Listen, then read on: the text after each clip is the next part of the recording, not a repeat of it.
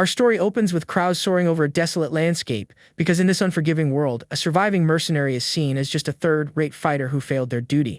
Next, we see a warrior dispatching a fallen foe, proving the reason they earn so much gold is quite simple and direct in the eyes of their paymasters. This is because these fighters are expected to lay down their lives with a smile, all to satisfy their well-dressed employers and keep their honor pristine. As flames begin to climb, our protagonist reflects that hearing this sort of nonsense from contractors is just another day at the office for someone who lives by war. Flammable liquid is poured, feeding the inferno that represents the contained rage of those who sell their own strength to get by. However, a hand lets go of the object that started the blaze. After all, there's little to be done in a thankless spot where your life is worth less than gold. Soon, fire consumes everything below as Subai accepts that this, regrettably, is the standard life for a mercenary with few options beyond fighting. Wind whips through his hair as he scoffs that ultimately all nobles are cut from the same rotten cloth, acting with the same arrogance. Still grumbling, he recalls how when they need help, these wealthy folks promise the moon and stars, even mentioning land grants as a reward for their saviors. Subai cracks a sarcastic smile, remembering how they even feign offering titles of nobility to deceive the fools who fight their bloody battles. Yet, the ending is always identical, with everyone backing out their promises and inventing absurd excuses to avoid paying the soldiers their due. Now, facing the man before him, our hero admits that what he just heard surpasses every lie and betrayal he's ever witnessed. Disbelief fills his eyes as he questions if his ears deceived him, hoping it's just a tasteless joke or a fleeting delusion. Holding his ground atop the wall, the young man awaits confirmation of that absurd command from his commander, who watches him from afar. Clad in armor, the noble confirms with a cold, remorseless gaze that there was no mistake, coldly repeating his desire to see our protagonist fall right there. Our protagonist asks if his boss took a blow to the head, but the commander firmly states he remembers being Captain Jake quite well.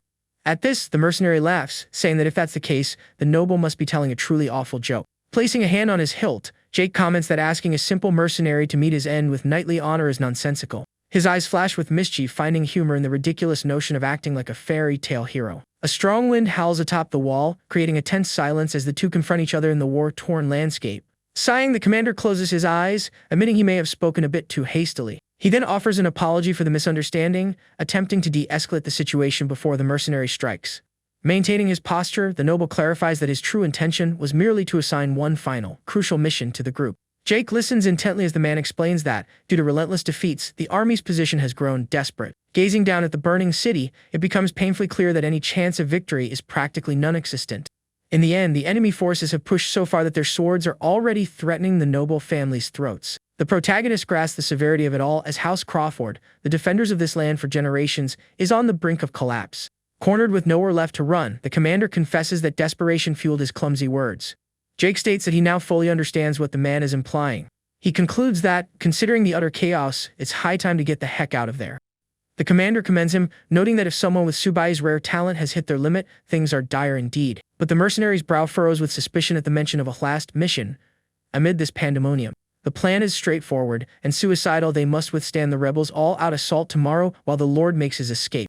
And if holding them off proves impossible, the noble says they must fight until he himself is struck down in battle. He stares at the protagonist with grim determination, showing his readiness to give his life in this final struggle. As payment, the man pulls an enormous jewel from his pocket, promising to clear the rest of his debt on the spot. But our protagonist slaps his hand, sending the gem flying, and demands to know what on earth he's doing. A jewel worth a fortune, enough to cover years of costs, soars through the air, but Subai is indifferent to the money. A fearsome expression twists the mercenary's face as he asks if his smile made the commander mistake him for a fool. He shouts that this ridiculous order is essentially asking them to serve as human shields for the nobility.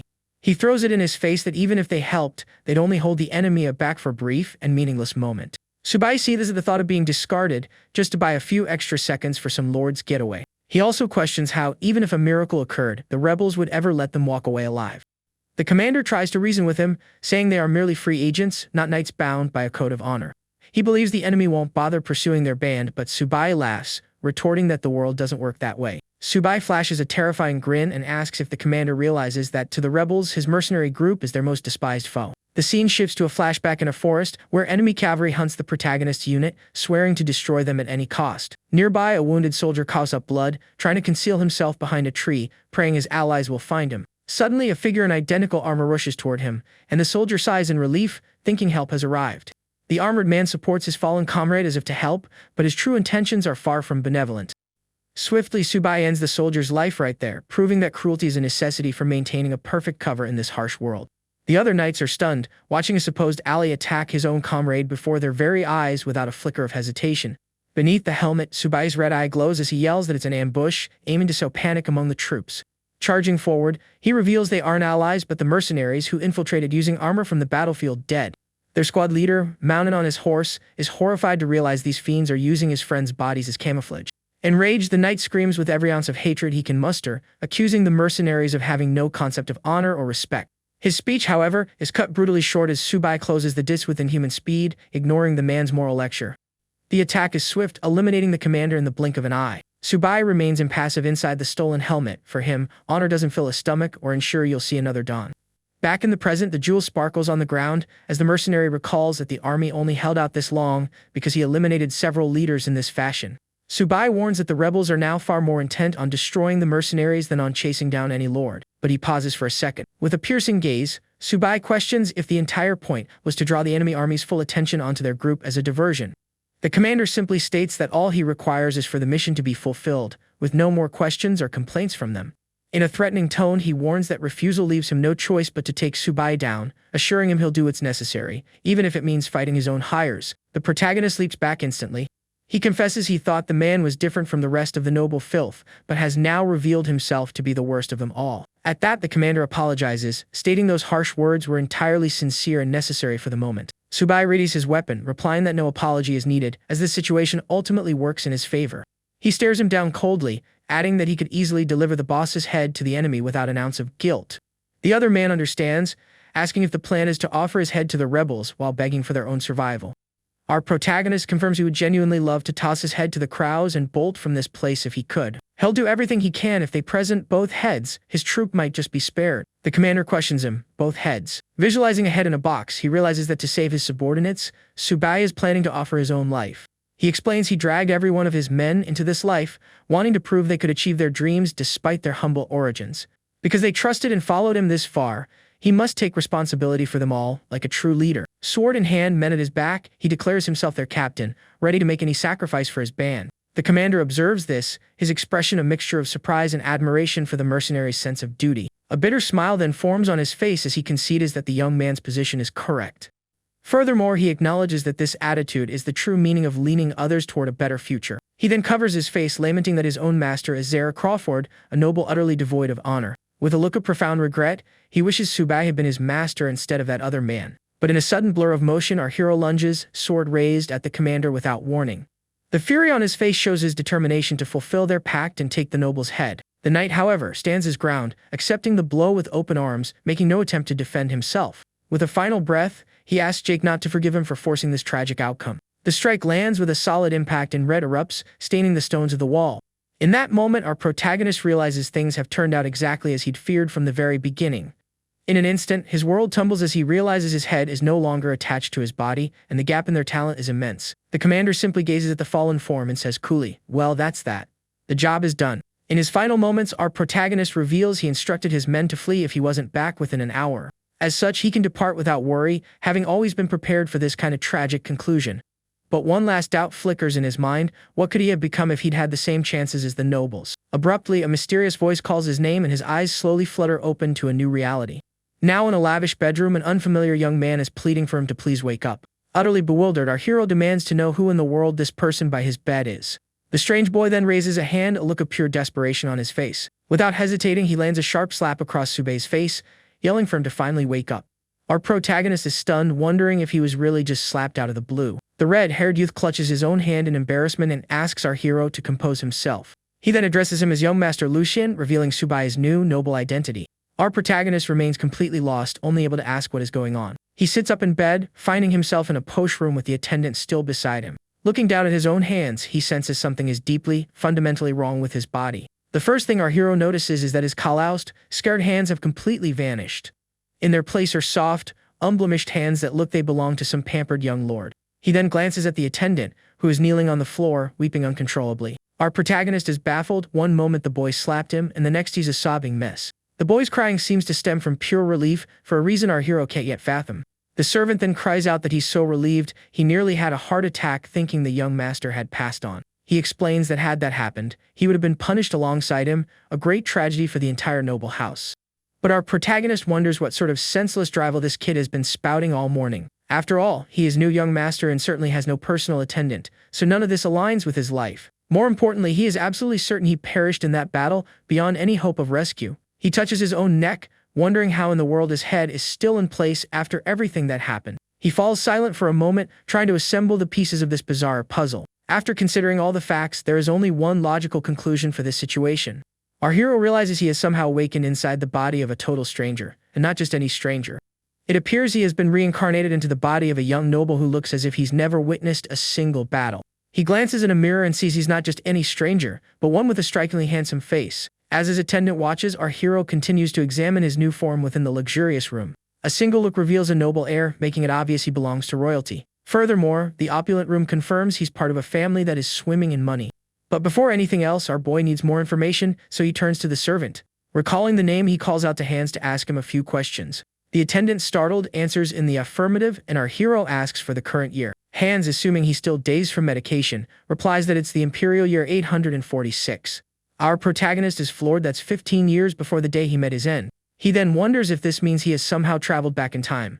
He quickly calms himself, deciding he must focus on the next step without panicking. He turns to his attendant Hans and asks if he woke up with a death wish today. The servant is terrified by his young master's abrupt shift in mood and begins to stammer. He grips the boy's shoulder, demanding to know if a servant dares lay a hand on his master without permission. Finally, he asks, "Who am I?" seeking the identity of his new vessel. The attendant is overcome with panic, his eyes wide with pure terror at what might befall him. He immediately bows, pleading for forgiveness and admitting he lost his composure and was incredibly rude. Desperately, he reveals our hero's new name, Lucien Valdec, the third son of the great house Valdec. Our protagonist is stunned to hear that familiar and prominent surname. He mulls over the name Valdec, immediately picturing the banner bearing that noble family's crest. He then questions if he's truly inside the famous Valdec mansion, one of the wealthiest in the land. House Valdec is a noble family renowned for supporting the empire for centuries, earning immense respect. Moreover, they are a prestigious house serving directly at the emperor's side. Their power is nearly on par with the imperial families, making them a true great house of nobility. But the deepest irony is that our hero knows this mansion intimately, inside and out, because 15 years in the future, House Valdec was where he was employed for years as a common guard. Now, after his demise, he awakens to discover he is the third son of that very family. Our protagonist feels as though fate is playing a cruel joke on him at this moment. For his entire life, he suffered endlessly because of his cursed, lowly birth. Consequently, he had to endure every kind of hardship the world threw his way without a chance to complain. He reflects that after so much suffering from poverty, destiny is now offering him a fresh start. He remembers his final question: how far could he have gone if given the same opportunities? So he resolves that if this is what fate desires, he will show everyone what he's capable of, with their eyes wide open. Filled with new resolve, our hero throws open the window, letting in the sunlight from the balcony. With a determined grin, he announces for all to see how he will live this life from this day forward. He then surveys the grandeur of Archduke Valdec's estate, his new home. As he walks, he remarks that as a mercenary, he's seen countless places across the world. However, he admits this is by far the most extravagant and luxurious of them all. It is also the place he must adapt to as quickly as possible if he wants to survive. Even so, he notices the way the servants stare at him this morning is anything but normal. They whisper amongst themselves, astonished to see young Master Lucien outside his room after such a long time. And the way they gaze at him is far from ordinary. It's not just his imagination. He turns to Hans and asks if it's just him, or if something is amiss. The attendant reveals that the young master had been locked in his room, seeing no one for quite some time. That period was precisely 1 year and 2 months, making our hero wonder what transpired. Our hero muses that nobles are peculiar, but in this household one couldn't simply do as they pleased, because a formidable man of strong principles, the protector of the entire empire, resides here. That man is Archduke Sigmund, and he would never allow his son to languish in his room without reason. So either Lucien was a problem child, or his father had a reason to turn a blind eye. Regardless, he decides to avoid the head of the house until he can figure out what's really going on. But suddenly a gentleman appears, remarking that the report of his improvement was true. With a smile, the butler expresses his delight at seeing young Master Lucien's face after a year. He asks if the boy is moving well, and our hero recalls that House Valdec employed this man. This is head butler Edwin, who arrived as a hostage but rose to manager due to his exceptional skill. On top of that, the man is none other than the right hand of the powerful Archduke Sigmund. Our protagonist thinks he's in deep trouble, having run into the one person he most wanted to avoid. His only stroke of luck is that it's been a year since the butler has seen the real Lucien up close. Therefore, he concludes he'll have to put on an act to avoid being discovered by the man. To do this, he decides to imitate the most noble person he ever knew in his past life. With a practiced smile, he thanks head butler Edwin for his concern, and the performance begins.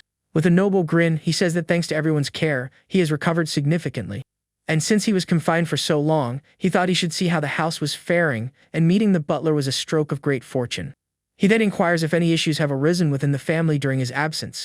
The butler smiles, assuring that House Valdek is thriving and that he is glad to see him well. Our hero compliments the butler, thinking to himself that the man didn't suspect a thing, so it's time to make his exit. He says he was worried over nothing and will return to his room as he feels tired. However, the butler apologizes for his forwardness and says he must delay his return for just a moment, because at this very instant someone wishes to see him greatly. Our protagonist immediately feels a sense of unease. That someone is none other than the head of the house, Archduke Sigmund himself, awaiting him in his office. Our hero then steps into the room, coming face to face with his new father. The man stares at him intently and asks a very direct question. He wants to know how on earth his son is still alive after everything. Our hero is completely baffled by the question, wondering what that's supposed to mean. The scene then cuts to outside the mansion, where life continues with people bustling about. We see two men hauling a heavy wooden chest, clearly containing something of immense value. Shortly after, the chest is opened to reveal a staggering treasure of gold coins and jewels. Lucian stares in disbelief while Hans' jaw hangs open, as it was all intended for him. He then understands what it means to be from a noble house, as this fortune was merely his allowance. Most impressively, all this money was meant for a single month's expenses. With so many coins at his disposal, he realizes that with this kind of funding, his plans are entirely achievable. He can completely transform this weak, fragile body and create the elixir he requires. His first stop is a massive, luxurious greenhouse filled with rare and exquisite flowers. Meanwhile, Archduke Sigmund and butler Edwin are also taking a stroll through that same garden. Edwin comments that this was the place the late Archduchess cherished most in her life. The head of the house hasn't visited in a long time. His presence must be due to Lucian's recent change. The butler muses that even if the boy has fallen from grace, he remains a cherished son. And as the son of the woman he loves so deeply, the Lord couldn't possibly abandon him so easily. The Archduke wanders off as the butler watches him walk through the vibrant garden. Edwin then silently reflects that the young master was once a truly pathetic figure. He would always be glancing around, afraid of everything and everyone. And he would whimper like a frightened puppy the moment anyone raised their voice to him. Sigmund also recalls that his son's disposition was so unlike his mother's that he seemed to have inherited only her appearance. Yet today, for the first time, the butler sensed something different emanating from the boy. The Archduke smiles faintly, beginning to think he might have been wrong about his son. He then asks if the butler noticed how the boy looked him in the eye and spoke his mind without fear. Edwin defends the young man, saying he has a kind heart and only hesitated slightly for that reason. But the father remains skeptical, stating that remains to be seen over time. Because what awaits him in life are challenges that mere words will not be enough to overcome. The butler then seizes the opportunity, mentioning there is just one small problem at present. He explains that Lucian's financial support has been reinstated, but a portion of the funds is being siphoned off. After a brief investigation, it appears the second young master, Jordi Valdek, is involved. Furthermore, he dismissed Lucian's head maid, replacing her with one of his own spies. His father remarks that he understands Jordi's resentment, but didn't expect him to be so relentless. The butler asks if he should intervene, but the Archduke tells him to stay out of it. The old man feels this is too harsh for someone who has just taken their first step forward. But the head of the house states this is the price Lucian must pay for wasting the past year.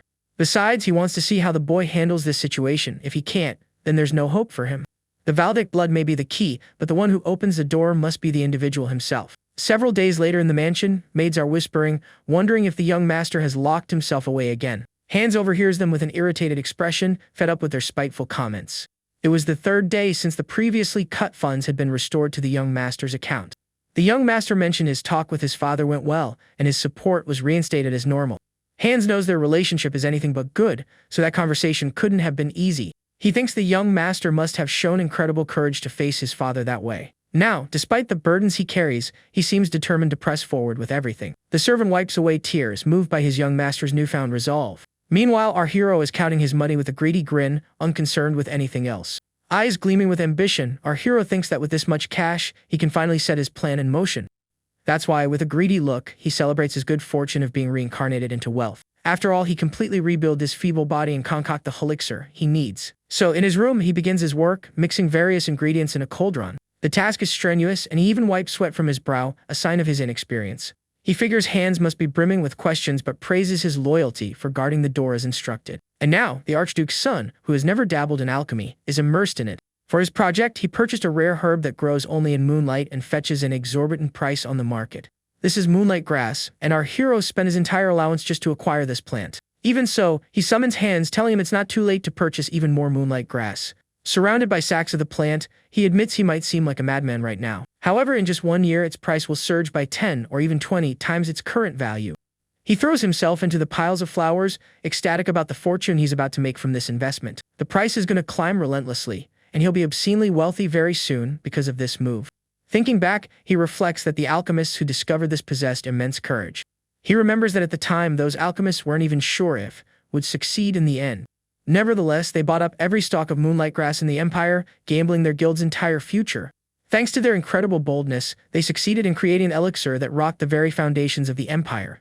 It was called the Nectar of the Gods, a unique and overwhelmingly powerful elixir. Many considered it arrogant to name a mere potion so grandly, and they even faced threats. But once its effects became known, everyone changed their tune and began to sing its praises. With a confident smile, our hero recalls just how amazing that elixir was. It shattered a 1,000-year-old belief that a warrior's potential was determined at birth.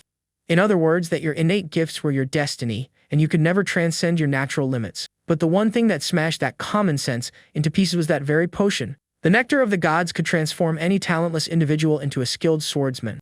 Merely by taking a single sip of that miraculous potion, one could completely alter their fate. Of course, what our hero has concocted is just a cheap imitation that doesn't hold a candle to the original. But to get this frail body back into fighting shape, there is nothing better right now. He then readies himself, thinking the young noble ought to consider himself one very lucky guy. He recalls that at the time the alchemists had no certainty that Kit would ultimately succeed. Despite that, they purchased all the moonlight grass in the empire, staking their guild's future on the gamble. And because of that incredible audacity, they managed to create an elixir that shook the entire empire. That was the Nectar of the Gods, a one-of-a-kind and extremely potent elixir. Many found it arrogant to give such a name to a simple potion, and they were even threatened for it. But when its effects became public, opinions shifted, and praise began to pour in. With a self-assured smile, our hero remembers just how extraordinary that elixir was. It shattered a millennial-old truth which stated that a warrior's level was fixed at birth. This meant your gifts were your destiny, and you could never surpass your innate limitations. But the one thing that utterly destroyed that common sense was precisely that potion. The Nectar of the Gods was capable of turning anyone without talent into a masterful swordsman. Just by drinking a single drop of that miraculous potion, one could fundamentally change their destiny. Naturally, what our hero has made is just a crude imitation, not even close to the original. But for whipping this weak body back into shape, nothing is better at this moment. He then prepares himself, thinking the young noble should count himself as incredibly fortunate. Outside, Hans paces nervously, growing more anxious with every passing moment his master is delayed. He keeps glancing at the door, worried because the young master has been inside for so long. Suddenly, the door swings open, and Lucian asks if anything happened while he was waiting. The attendant bursts into tears, asking if he has any idea how long he's been in there. He says he called out multiple times, but the young master didn't respond and had ordered him not to enter. Because of that, the boy was terrified that something awful had happened to him inside. Our hero places a comforting hand on his shoulder, telling him he was worried over nothing. With a confident smile, he faces his attendant, who is taken aback by this new demeanor. Our protagonist's eyes now have a different gleam, almost like those of a wild animal. Hans calls his name, confused by his young master's sudden transformation. He is certain it's Lucian, yet at the same time he feels he is not the same person as before. Our hero then thinks about Hans and his reaction to all this. As the person closest to the former Lucian, it's not surprising he would notice the difference. He touches his own chest, thinking that externally, there won't be major changes just yet. He still needs time and proper nutrition for his body to make a full recovery. What truly matters is what lies within, and his heart now pulses with immense power. This internal transformation is happening at an incredible rate, thanks to the elixir. Lucian's natural constitution made it all possible, and he's maximizing its potential. There is no doubt that this body's potential is absurd and extraordinary. He is in the same league as the legendary figures who changed the world with their incredible feats. If all goes smoothly, he might even surpass his former self in less than a year of training. He then turns to Hans, remarking that, in a way, he owes this opportunity to him.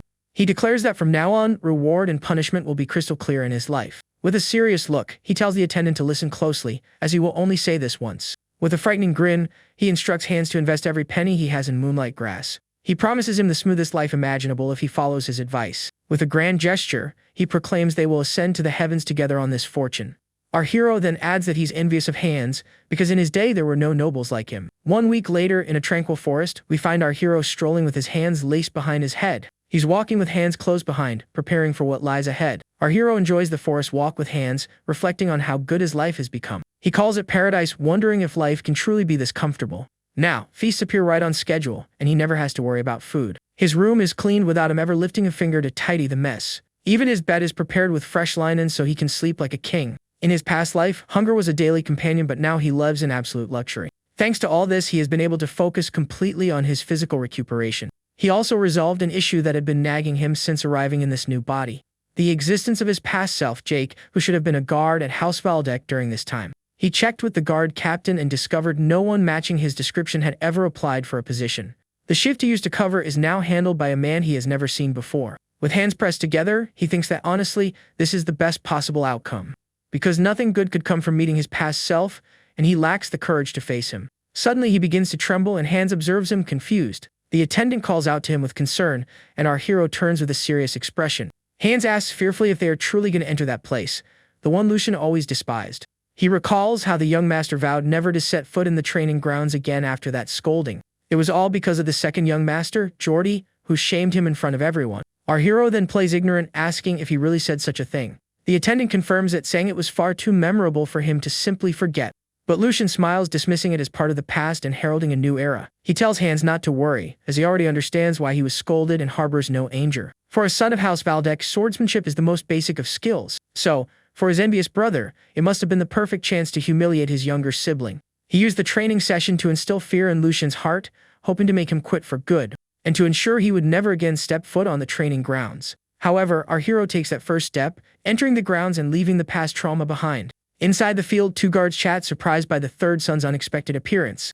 One asks if it's true Lucian came on his own, and the other confirms it. The guard captain watches from afar, stroking his beard and wondering what on earth the brat is planning. The captain muses that there's no way the boy has forgotten that day's trauma, but concludes this audacity might be better than he'd hoped. He immediately orders a soldier to run and inform the second young master that his favorite prey has decided to grace the training grounds. With a sly grin, he promises to have the meal, perfectly prepared for when his boss arrives to tear his brother apart. Meanwhile, our hero ignores the tense atmosphere, marveling at the facility, which is far better than he imagined. He glances at the surplus of weapons and smiles in relief, knowing he won't have to worry about holding back or breaking a few swords. Furthermore, the space is enormous, perfect for testing his limits and moving freely without fear of collateral damage. Lucian is astounded to realize this entire top-tier facility is the private property of one person, not the military. A pang of sadness hits him as he thinks that if he'd had a place like this to train, his mercenary comrades might still be alive. His thoughts are broken when the captain approaches, saying his eyes didn't fool him and the visit is indeed real. The man strides toward them, confirming with a surprised tone that it truly is the third young master in the flesh. He taunts him, saying the memory of Lucian fleeing in terror after the thrashing from his brother Jordy is still quite vivid. The captain strokes his beard contemptuously, comparing the boy to a feeble lamb trembling in fear as it was hunted by a vicious wolf. Staring down our protagonist, he says that perhaps that is why, even now, the boy appears afraid to step onto this hallowed ground. Beside him, poor Hans trembles like a leaf as he hears the guard complain about the nerve of bringing a servant into the training area. Finally, Captain Hendrik crosses his arms with a mocking smirk and greets the young master, remarking that it's been a long time. Hendrik recalls that a year ago, he assisted the young master with his training and asks if he remembers. With a sadistic tone, he adds that it was a very amusing moment for him, if he catches his drift. The captain then covers his mouth, snickering at the look of terror on the boy's face that day. Yet our protagonist remains unshaken, a dark smile playing on his lips which confuses the guard. With a predatory gaze, he thinks that this scoundrel has just made things quite interesting. He reflects that knights are trained from childhood in martial arts and proper etiquette. Only after proving their worth in battle do they earn the official title of knight. By doing so, they complete their status, pledging service to a powerful lord. But in the end, our hero sees them as nothing more than expensive hunting hounds on fancy leashes. That is why they are always so deferential to lords and noble bloodlines. Because their masters are the ones who grant them wealth and honor in exchange for blind, unwavering loyalty. So he wonders what fuels Captain Hendrik's arrogant attitude. Lucian's poor reputation likely plays a significant role in this boldness. A gleaming collar materializes around his neck, symbolizing his allegiance to a powerful owner. They feel untouchable because they are backed by influential figures like his brother Jordy. Honestly, our hero would love to give these men some intense training to correct their mindset. He envisions himself sadistically throwing knives at a Hendrik tied to a spinning wheel. In another thought, he even tosses a hat at the captain, who is weeping in fear of the young master's wrath. But he knows that if he did that, his father would not simply stand by and watch. After all, like it or not, these knights are the house's primary combat force and invaluable assets. He holds back, deciding it's not yet the time to put these dogs on a proper leash. With a serious expression, he states that avoiding training would be pathetic and that he plans to come here often. After all, as Hendrik himself noted, a year has already passed, so there's no more time to waste. The captain scoffs, saying he must be fond of jokes, because it's far too late for him to start now. Our hero asks if 16 is truly too late, and the guard explains that after 15, it's a lost cause. He claims that sword forms are secret ancestral techniques that grant insight and hone the body. But this only works if the mana pathways in one's body are open to begin with. After 16, these pathways allegedly seal forever, turning the practice into mere physical exercise. Therefore, sword forms without enlightenment are just an empty, utterly useless display. With a malicious grin, he suggests the young master should aim to become the Empire's greatest dancer. The other knights jeer, saying it would save time and help him discover his true calling. If not that, he could always spend his days tending the mansion's gardens like a commoner. After all, everyone has a role that perfectly suits their abilities. Hendrik crosses his arms and chuckles at the sight of the boy, speechless and unable to counter the provocation. He knows the story about mana paths closing at 16 is a complete fabrication that anyone could easily disprove.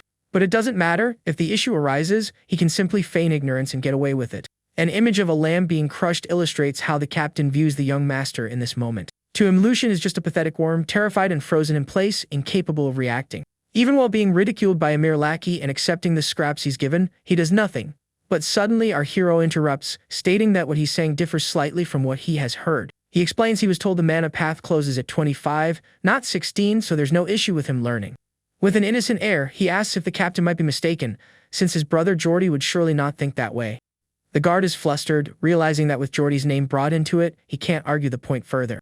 Our hero then extends a hand, saying he understands the situation, especially since his dear brother said so. In a shocking twist, he grabs Hans' hair and declares that House Valdek is headed for ruin. He continues, claiming that Hans agrees with him, leaving the poor servant utterly bewildered. He suddenly erupts, shouting that this is basic knowledge that even a mutt would know. He laments how many talented individuals must have had their opportunities stolen by this misinformation. Lucian completely loses it, screaming that his brother must have rocks in his head for spreading such a lie. With a menacing glare, he says that if what Hendrik stated is true, it is a calamity for their house. After all, the captain wouldn't dare try to mislead his lord's own son with such nonsense, would he?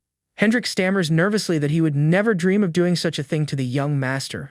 Our hero's tone shifts again as he calls the whole situation unbelievable, accusing the man of spouting nonsense. He asks with a sarcastic smile if a knight of Valdek would truly stoop so low. The captain stutters that of course he wouldn't, and Lucian agrees, saying that's exactly what he thought. But in that case, this matter is even less something they can simply laugh off and disregard. With a sinister smile, he closes in, saying he will explain what happens when someone runs their mouth too much. He states that Sir Hendrik clearly fails to grasp the severity of this issue for their family. The captain, terrified, asks what he means, and Lucian stares at him coldly. Finally, he says that if the goal was merely to embarrass him, he was prepared to let it slide. He acknowledges it's natural for them not to think highly of him, as he neglected his duties and squandered his time. And how could he blame them for it, when the fault was his from the very beginning? But he asserts this is a separate issue, as a knight like Hendrik and his brother cannot be allowed to stifle talent. Doing so would create fissures in the strength of House Valdek's knightly order, weakening the family. This, in turn, could pose a great threat to the safety of all their people. In a fiery speech, he proclaims that as someone who bears the Valdek name, he is naturally outraged. He addresses Hendrik directly, asking if he now understands the gravity of this situation. With a threatening glare, he warns the captain to be prepared for the consequences. Our hero then announces his intention to report this to his father and requests that he reinforce discipline from within. The captain panics, wondering why the boy he used to quake at his father's name is acting this way. He remembers Lucian being as timid as a newborn lamb and can't comprehend this transformation. It's now as if he's facing a massive, hungry wolf in a dark forest. Suddenly, a ring with a red gem glows, and a figure approaches, asking about the commotion. The captain turns and is shocked to see who has joined the fray. With a trembling voice, he stammers the name of the second young master, Geordie, who has just arrived. With a smirk, Lucian remarks that his brother's timing is perfect, as they were just discussing him. The second young master, Geordie Valdek, appears, looking down at his brother with an unfriendly expression. He takes in the scene from a distance with a look of pure contempt and disappointment. Captain Hendrik rushes toward him, offering to explain everything that just happened.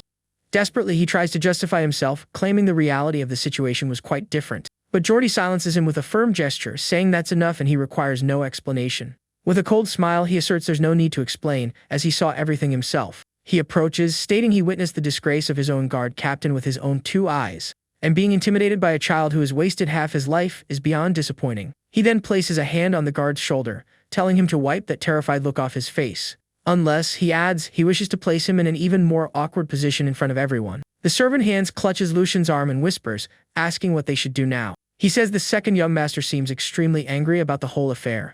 Our hero agrees with a sinister smile, remarking that the expression is really something. After all, Geordie was notorious for having the temper of a rabid dog, even among nobles. The young master smiles, saying Captain Hendrik arrived right on time, and that they were just talking about him this very moment. Geordie glares at his brother, saying his name with disgust. He reminds him that he couldn't even endure basic sword training before running away. And now he dares to think he has any right to blame Captain Hendrik for anything. With an air of superiority, he asks if Lucian is trying to deceive him, a son of the Lord himself. But he says he doubts that's the case, the truth is something else. His brother accuses Lucian of being too foolish to comprehend the severity of the situation. He claims Lucian used his name to stir up unnecessary trouble on the training grounds, and that he cannot claim to be blameless in this whole mess. Jordy says he has no intention of reprimanding Captain Hendrik over such a trivial matter, because he is well aware of how much blood the captain has shed for House Valdek over the years. And he knows the weight of his loyalty, unlike what he thinks of his own brother. With a cold stare, he says Lucian has behaved in a manner that disgraces the dignity of House Valdek. Finally, he advises his brother to first learn some respect for the knights before anything else. Since Jordy didn't buy the benevolent brother act, Lucian decides to switch tactics. After all, House Valdek can only thrive with strong, loyal knights to protect it. With a fake smile, he apologizes to everyone for today's disturbance. He calls it the mistake of an immature child and asks for their patience. He promises to personally keep an eye on his foolish brother to prevent a recurrence. Meanwhile, Jordy plans to use his brother to erase Lucian's weak reputation, and to forge a new solid and powerful impression of him in everyone's minds. Hans watches dumbfounded and whispers to the young master, asking what to do. But Lucian just smiles and notes that his brother is very clever. He realized Jordy took his insult and twisted it into a defense of the knights. In doing so, he agitated the guards and saved his own reputation in the process. Our hero admits his brother's mind is much sharper than he anticipated, so he decides to play along, and with a smile thanks his brother for the valuable lesson. He says that once again, he has learned a great deal from his dear older brother's kindness. The surrounding knights begin to murmur that they must record the master's teachings on the finest silk. Then, with a performance worthy of an award, he admits it's only natural they disrespect him, as he wasted his time and neglected his duties for so long. He asks in a tearful voice how he could possibly blame the captain for a mistake that was his alone. But his tone hardens as he affirms that obstructing talented people with false information is something he, as a noble, could never ignore, because such an attitude would create cracks in the strength of House Valdek's knightly order, weakening the family's very structure. And that, in turn, could become a grave danger to the safety of all the people who rely on their protection. Hans watches his young master with a flushed face as Lucian shouts that as someone who bears the Valdek name, he is utterly outraged. Internally, however, our protagonist celebrates his planned success, thinking how beautifully his dramatic performance landed. Returning to character, he faces the pale captain and asks if he now fully comprehends how serious this situation is. He points a finger in the man's face, warning that he intends to report everything to his father so the Archduke can tighten internal discipline. At this, Hendrik breaks into a cold sweat, remembering how this brat used to tremble at the mere mention of his father's name. He can't understand why the boy is escalating things like this and wonders if he was always this audacious. The image of a weak lamb has vanished, replaced by the shadow of a massive, dangerous wolf staring back at him. Suddenly, a ring glimmers on the hand of an approaching figure who asks what all the noise in the courtyard is about. Lucian notices the arrival and immediately adjusts his posture, greeting the second young master Jordy, who has just appeared. Captain Hendrik is horrified, stammering his master's name, knowing the situation has just become much worse. Hans kneels, asking if the young master is certain everything is all right. Lucian smirks, saying he knows better than anyone what his brother Jordy is like. The servant weeps in despair, saying there's no way Jordy will let this go unpunished. With the look of a sad, cute animal, he says that even if they're lucky this time, our hero understands the feeling. It's something only those who've experienced it can truly comprehend. He recalls when a useless superior would cause a mess and then wash their hands of it as if nothing happened. There is nothing more infuriating than being locked up for a mistake that wasn't yours. But he guarantees that won't happen this time and tells Hans to get off the floor. He states the captain is just a knight, and he himself will not allow this to happen again. With a gentle expression, he says Hans has endured enough because of him and extends a hand. He explains that when a master acts foolishly, it's always those below who suffer the consequences. And as his personal attendant, the situation must have been even worse for the poor servant. With tears welling in his eyes, Hans stammers the young master's name, deeply moved by his words. Our hero then makes a promise to his loyal attendant with a serious and determined gaze. As the sun shines behind them, he clasps Hans's hand and says, "We will do well together."